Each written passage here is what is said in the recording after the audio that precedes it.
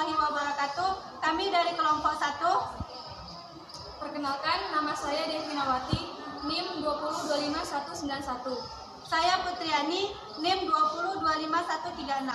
Dan saya Sarimah dengan NIM 2025199. Saya Sri Maharani Rambe, NIM 2025997. Saya Fitri Stefania, NIM 2025264. Di sini kami akan mempresentasikan hasil diskusi kami yang berjudul Sejarah Pertumbuhan dan Perkembangan Bahasa beserta Kedudukan dan Fungsi Bahasa Indonesia. Sejarah pertumbuhan dan perkembangan bahasa beserta kedudukan dan fungsi bahasa Indonesia. Apa itu bahasa? Menurut KBBI, bahasa adalah sistem lambang bunyi yang arbitrer yang digunakan oleh para anggota kelompok sosial untuk bekerja sama, berkomunikasi, dan mengidentifikasi diri. Bahasa juga memiliki arti, yaitu kemampuan yang dimiliki manusia untuk berkomunikasi sesama manusia lain. Kapan bahasa Indonesia lahir? Ingatkah dengan pernyataan ini? Kami putra-putri Indonesia mengaku bertumpah darah satu, tanah air Indonesia. Kami putra dan putri Indonesia mengaku berbangsa satu, bangsa Indonesia. Kami putra dan putri Indonesia menjunjung bahasa persatuan bahasa Indonesia. Bahasa Indonesia dinyatakan lahir pada 28 Oktober 1928. Adanya bulan bahasa di bulan Oktober. Awalnya dari bahasa Melayu, serumpun dengan Malaysia. Bahasa Indonesia adalah standarisasi dari bahasa Melayu, tepatnya bahasa Melayu dari dialek Riau, yang digunakan sebagai bahasa persatuan dan bahasa negara Indonesia.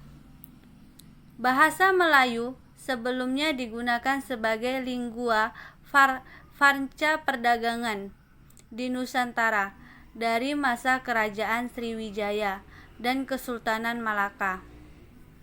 Pada Sumpah Pemuda tahun 1928, bahasa Indonesia dinyatakan sebagai bahasa persatuan, dan setelah Indonesia merdeka pada tahun 1945, bahasa Indonesia dinyatakan sebagai bahasa negara dalam Undang-Undang Dasar 1945 Pasal 36. Kedudukan bahasa Indonesia. Pada bab berapa dan pasal berapa dalam Undang-Undang 1945 bahasa Indonesia dikukuhkan? Bagaimana bunyinya? Kedudukan bahasa Indonesia terdapat pada bab 15 pasal 36 yang berisi bahwa bahasa negara adalah bahasa Indonesia. Yang keduanya, kedudukan. Poin yang pertama, bahasa Indonesia sebagai bahasa nasional. Poin yang kedua, bahasa Indonesia sebagai bahasa negara. Kedudukan yang ketiga, bahasa nasional bersumber pada Sumpah Pemuda. Selanjutnya, bahasa negara bersumber pada Undang-Undang 1945.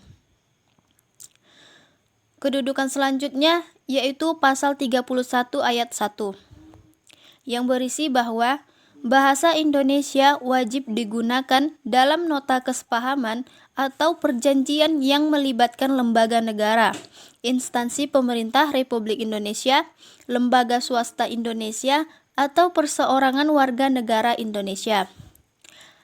Ayat yang kedua yang berisi bahwa nota kesepahaman atau perjanjian sebagaimana dimaksud pada ayat 1 yang melibatkan pihak asing ditulis juga dalam bahasa nasional pihak asing tersebut dan bahasa Inggris. Pasal 34, Bahasa Indonesia wajib digunakan dalam laporan setiap lembaga atau perseorangan kepada instansi pemerintahan. Pasal 35 ayat 1, Bahasa Indonesia wajib digunakan dalam penulisan karya ilmiah dan publikasi karya ilmiah di Indonesia. Fungsi BI berdasarkan kedudukannya. BI sebagai bahasa nasional berfungsi sebagai 1. Lambang kebanggaan nasional, 2. Lambang identitas nasional, 3. Alat pemersatu berbagai masyarakat yang berbeda-beda, latar sosial, budaya, dan bahasa. 4. Alat perhubungan antar budaya dan antar daerah. BI sebagai bahasa negara yang berfungsi terdiri dari 4 fungsi. Yang pertama itu bahasa resmi kenegaraan, yang kedua bahasa pengantar di lembaga pendidikan, ketiga bahasa resmi dalam menghubungkan tingkat nasional untuk membangun dan mempertahankan, keempat bahasa resmi dalam mengembangkan kebudayaan nasional, ilmu pengetahuan dan teknologi. Adapun fungsi lain secara umum, yaitu fungsi secara umum bahasa Indonesia itu sebagai alat komunikasi sesama manusia. Ada juga memiliki 5 fungsi secara umumnya. Yang pertama itu fungsi informasi, fungsi ekspresif, fungsi direktif, fungsi estetika, dan fungsi patik. Demikianlah hasil dari presentasi kami. Apabila ada kekurangan, kami mohon maaf. Wassalamualaikum